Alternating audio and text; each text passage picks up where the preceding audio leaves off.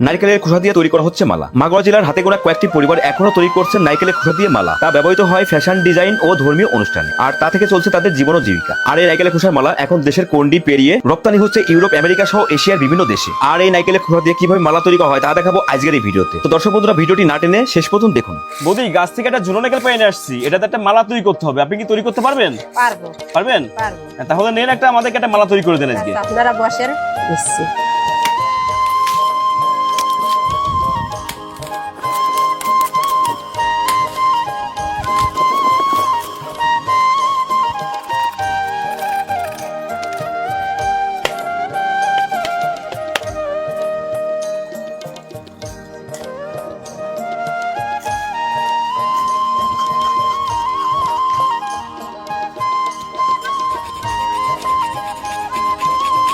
মালা কাটবেন না?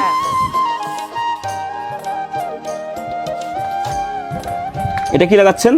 এটা যে হাতে যাতে ব্যথা লাগা লাগে সেই জন্য এইটা দিচ্ছি। আর এই হলো শখ, মালা কাট করে দেবে। এটাতে মালা কাটবেন না? আর এইটা জিনবাড়ি।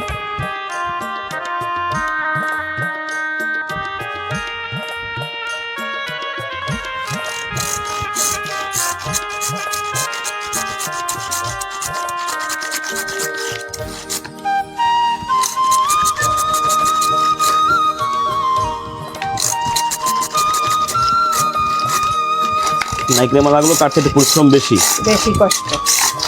এগুলো খুব হার্ডি, তো সময় লাগবে বেশি, কষ্ট বেশি হবে।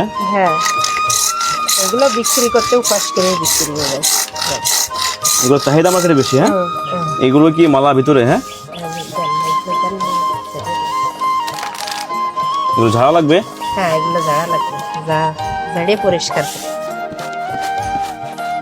এই খোলাগুলো আর একটু পাতলা হলে পরে এইগুলো হবে, আর একটু যেগুলো মোটা হবে সেগুলো এইটা হবে। কোনটার দাম বেশি বাজারে?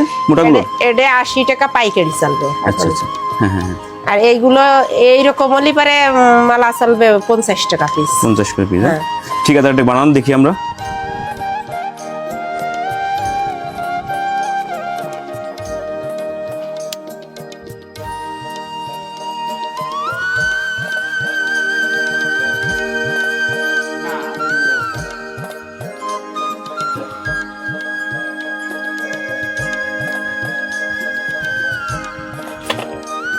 বৌদি, এমনটাকে আপনি গলা দিতে পারবেন? হ্যাঁ। আচ্ছা, দেন মোবাইলে পড়েন তো, কেমন দেখা যায় আপনার দেখি। আপনি নিজে তৈরি করছেন, আপনি নিজে পড়েন, দেখা যাক কেমন দেখা যায়। খুব সুন্দর দেখা যাচ্ছে আপনাকে।